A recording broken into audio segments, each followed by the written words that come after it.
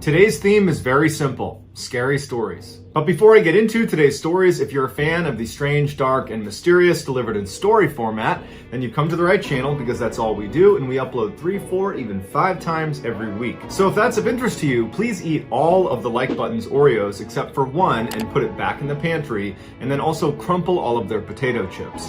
Also, please subscribe to our channel and turn on all notifications so you don't miss any of our weekly uploads. All right, let's get into today's stories.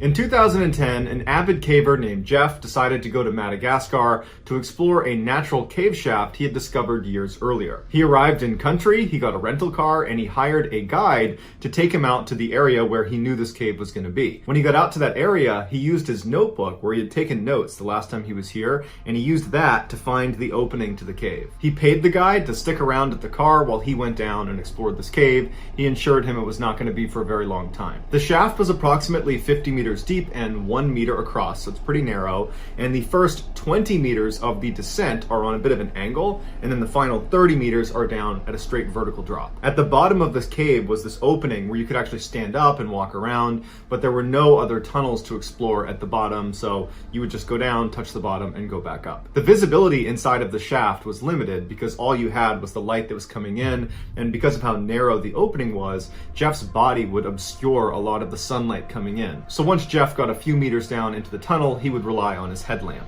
So Jeff enters the cave and he makes his way down to the 20-meter mark. So that's where the tunnel goes from being on an angle to being straight. And he's about to make that final descent down that final 30 meters when he notices something out of the corner of his eye. And he focuses his light on the side of the shaft and he sees thousands of black widow spiders trying to escape the light. They're scattering all over the walls.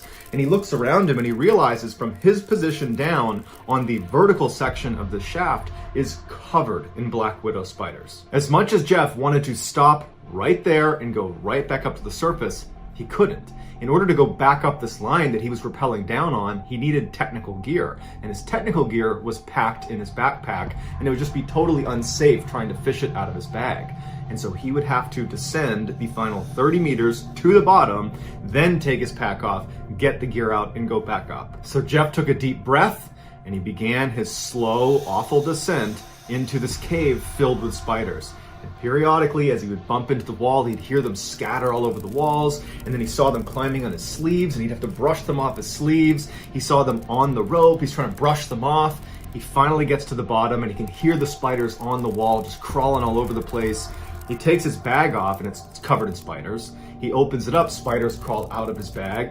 He carefully reaches in and pulls out his technical gear. He throws it up and he begins making his way back up. And the whole time he's just brushing spiders off of him. Once he gets to the surface, the first thing he does is he strips all of his clothing off to get all the spiders off of his clothing. He takes his bag, dumps it out, more spiders are in there. After he finally brushes all the spiders off, he redresses and gets in the car. And you can only imagine what the guide was thinking as he's watching this guy, this foreigner, taking his clothes off after being in this cave.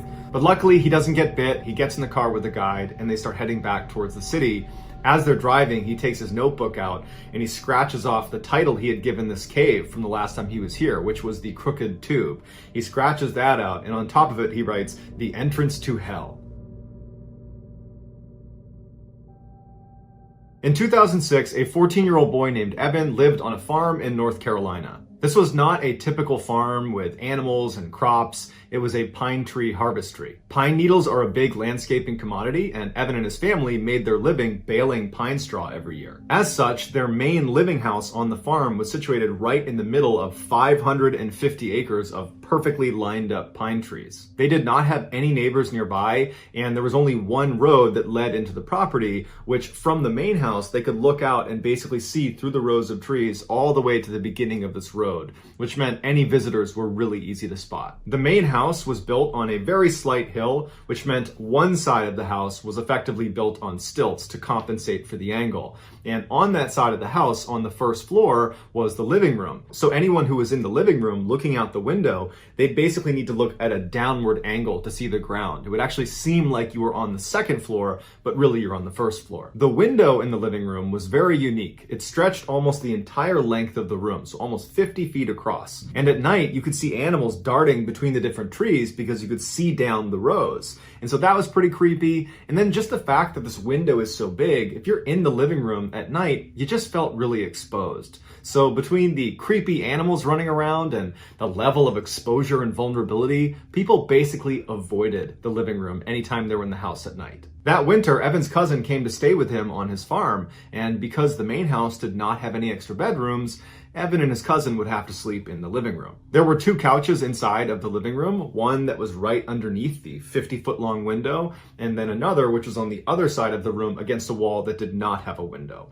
And so Evan would be sleeping on the couch right under the window, and his cousin would be sleeping on the other couch. The first night Evan's cousin was there, they put this big sheet up over the window, but it only blocked like 75% of the window. The 2 flanks of the window were still exposed, but where the couches were lined up, they were kind of blocked by this sheet, so it gave them a little bit of privacy. After goofing around for a while, the boys finally fell asleep around midnight, and then they woke up a couple hours later because they heard Evan's dogs barking way off in the pine trees. Now, Evan was used to his dogs running around the property and barking at other smaller animals, and so just them barking was not necessarily a red flag. But the barking persisted to the point where Evan's cousin got up off the couch, moved across the room to the opening of the window that was not covered by the sheet at the foot of where Evan was sleeping. Now, Evan was still laying on the couch. He was not going to get up and look out the window, so he's looking down at his cousin, kind of looking at his face to get some sort of a read on what he's seeing. And he notices his cousin has this really perplexed look on his face, like he's squinting his eyes and trying to make sense of what he's looking at. And so Evan looks at him and says, "Hey, what's going on? What do you see?" And his cousin's like, "I don't know if my mind's playing tricks on me or not, but I'm pretty sure I see people out there." At this, Evan jumps off the couch and runs over and butts up right next to his cousin so he can look out the window too.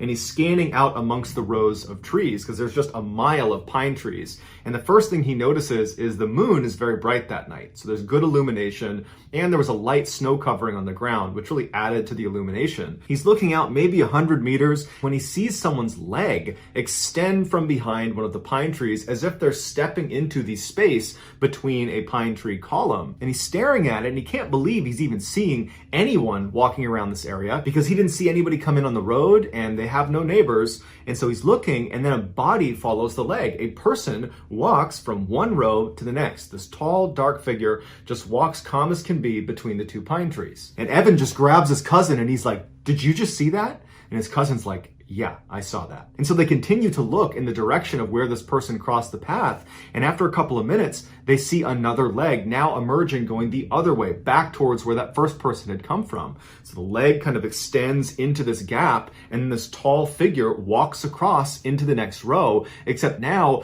instead of going just directly across, it looks like they're moving at an angle closer to the main house property. The boys look at each other and they don't know what to do, so they just keep looking out the window in stunned silence. And as they're looking, they see this person emerge again, except now they're not 100 meters away, they're like 20 meters away. They don't know how they were able to move that quickly without being seen. And this time when the leg comes out from behind the pine tree, instead of walking across the gap, it stops right in the middle, and it turns and it looks directly at the boys in the window and then begins running toward them. The boys practically fall over trying to get away from the window. Evan's yelling for his father upstairs, and the boys instinctively just start running around the house, locking every door, shutting every window. And as they're going from door to door, the anxiety is growing and growing because they think, if I don't get there fast enough, this person who is running towards the property is going to come barging through that door. And so at every door, their anxiety is through the roof, but they manage to shut everything. Everything is locked right as Evan's father comes charging down the stairs. He's got his gun in hand and he's like, "What's going on?" And they say, "There's someone out in our property." Their dad charges out the front door. The front door is not on the same wall as the living room. It's on the side of the house. So once he goes outside, he's going to need to turn to the right to look out in the direction they were describing. He bombs outside, he stays on the porch, and he starts yelling at whoever's out there that if you come over here, I'm going to shoot you, get the F away from here. And then there's silence. And the boys are waiting, they're looking around, they're checking the window. They don't see anything. The dad comes back inside, he shut and locks the door, and he tells Evan, "Keep an eye out. If you see him again, you let me know." Evan would reflect on this experience later on and say, we really should have called 911 at that point, but as a kid, I just understood that that's the way my family did business. We kind of took care of ourselves. And so even though there is a threat of some stranger who's running at our property, we were not going to call the cops. And so his dad effectively was telling him to be a lookout. And so Evan and his cousin, they go back into the living room and they kind of go up to the window. They're a little bit apprehensive and they're looking out. And after 5-10 minutes of looking out the window and not seeing anything, they're thinking to themselves, you know, Evan's dad's a pretty intimidating guy, and he was just out there screaming and yelling with a gun, threatening to shoot them. So they probably got the message and they're probably gone. And so the boys got back into their couches, and it took them a while, but they did ultimately fall asleep. The next morning when the boys got up, the first thing they wanted to do was go out there and see if they could find footprints from this person to kind of confirm it really was a person, because part of them thought, you know, maybe we didn't see that. Maybe that was our imaginations. They don't know. And so they start by going out the front door, so not on the same wall as the living room. They go out the front door, they turn and they walk down into the trees, and they're looking around and they find some footprints. So they're confirming to themselves, okay, there was someone out here. It wasn't us. This is not our footprints. We found them. So they start following the footprints back towards the property, and they realize at some point there are two distinct sets of footprints. There were two people out here. And even worse is they followed them all the way up to the house. And there were two different circles of footprints that stopped right underneath the living room window along the two flanks of the window where the sheet was not covering. Which means over the course of the night, when Evan and his cousin were up at that window looking out, there's a good chance that one or two strangers were tucked up against the side of the house. And they would not have seen them because of the angle out of the living room window. It was steep because of the stilts it was on.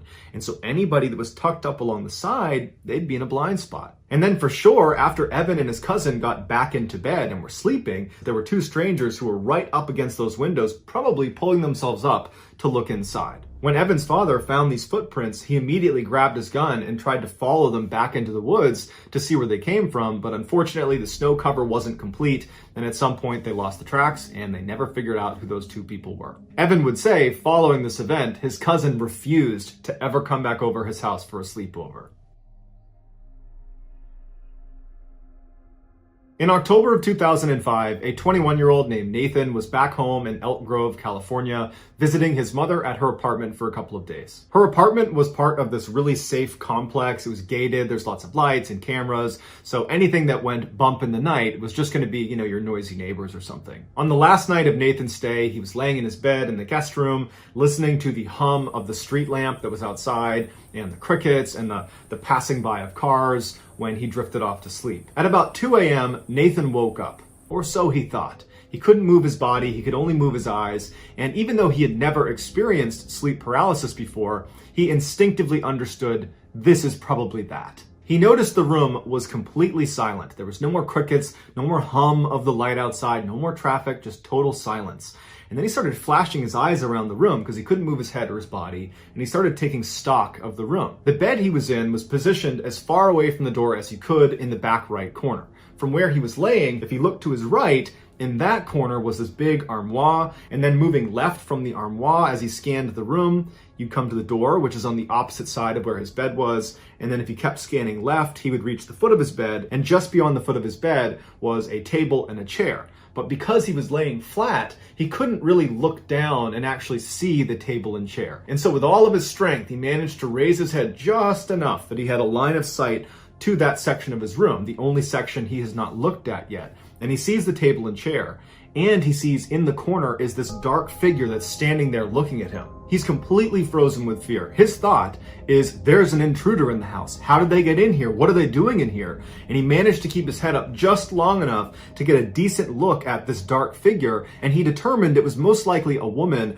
with a shawl covering her face. And before his head fell back to the pillow, he saw her suddenly crouch down on the ground out of view. And then Nathan's head fell back, and now he knows there's just some stranger in his room, and he can't lift his head up anymore, and he's looking around with his eyes. He sees the armoire, he sees the door, he can't see that table and chair, and then he hears the sound of someone slithering along the ground out of view, and he can hear her breathing as she's getting closer and closer to the edge of the bed. And he's laying there terrified. He's so scared he can't even make a sound, and he's telling himself this has to be a dream. Wake up, wake up, wake up. And he's laying there, and this woman, she stands up and she leans out over his bed and she looks at him, and her face is pale and her eyes are sunk way back in her head. And then she begins to slowly crawl on top of him, and Nathan's sitting here looking at this woman. He wants to close his eyes, but he can't. Then he just feels his chest being pressed down. He can hear the sounds of the springs compressing all around him as this woman positions herself on his chest.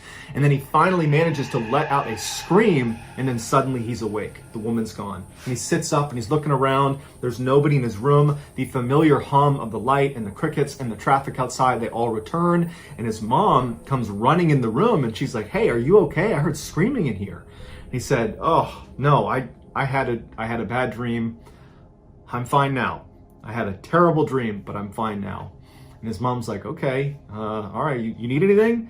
And he's like, "Nope." So she comes over, she gives him a hug and a kiss. She goes back to bed, and he would go downstairs, flip on a Disney movie, actually Aladdin, and he would fall asleep with a Disney movie on and with lights on. And there was no more sleep paralysis that night. The next day, Nathan got up and he headed back to his house, and he couldn't shake the experience. He had never had sleep paralysis before, but it was just so much more terrifying than he ever would have imagined. And he's just thinking to himself, I can't believe there are people that put up with this on any sort of regular basis. But, after a couple of days and getting home and not experiencing any sleep paralysis, time went on and he just kind of forgot about it. A few months later, in March of 2006, Nathan is at this big family party in Chico, California, big outdoor barbecue, all of his family's there. And at some point, his sister shows up. His sister was not supposed to be attending this party, so it was a great surprise. He hasn't seen her in a while, and he immediately pulls her aside to catch up with her. And so for the first hour of their conversation, they're just chatting about their lives and what they're up to. Towards the end of their conversation, Nathan suddenly felt compelled to share his sleep paralysis experience with his sister. And the reason he wanted to was because he knew that she knew that he was actually a skeptic. And so she would believe him. If he's telling her this is what happened, she would believe that that's what he saw. And so he starts by saying, I had the weirdest experience at Mom's apartment just a couple of months ago. I'm pretty sure it was sleep paralysis. And his sister immediately butts in and she goes, "Wait a minute.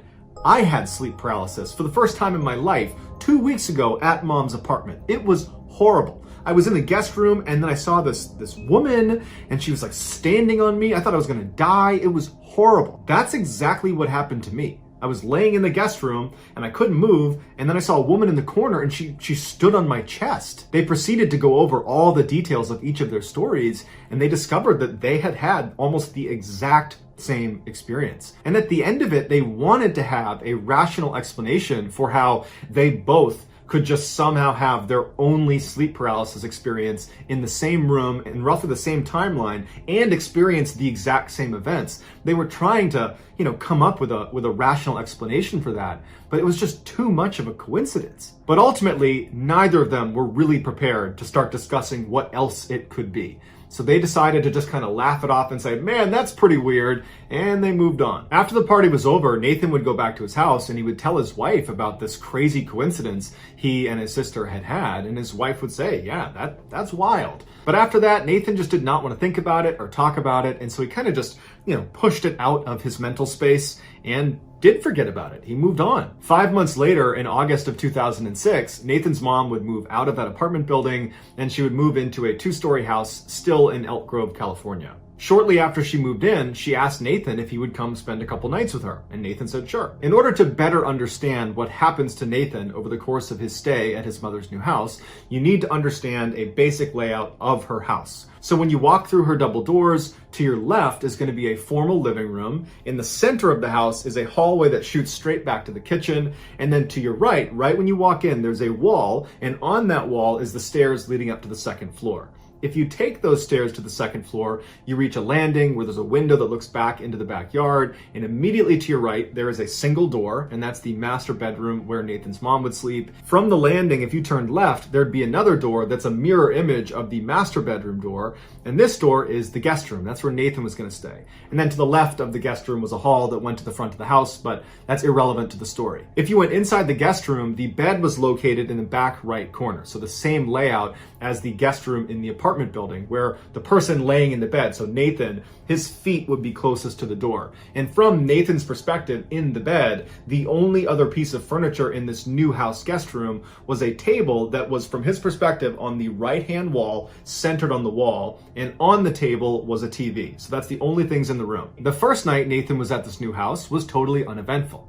The second night, not so much. He was up in the guest room, laying on the bed, watching TV, The lights are off, it's just the TV on, and at some point, he dozes off. He wakes up a short time later, and he can't move. It's the same sensation he had when he was staying with his mom at her apartment. And he begins to panic because the last time he felt this way, a strange veiled woman stood on his chest and made it feel like he was dying. And so immediately, he's trying to move his body, he can't. And so using his eyes, he starts looking around the room, praying this woman is not in the room with him. And so he looks to the right, to that corner, which he can see. There's no one there. From this corner, he starts scanning across the room. He sees the TV, it's still on. He keeps scanning and he sees the door and it's open.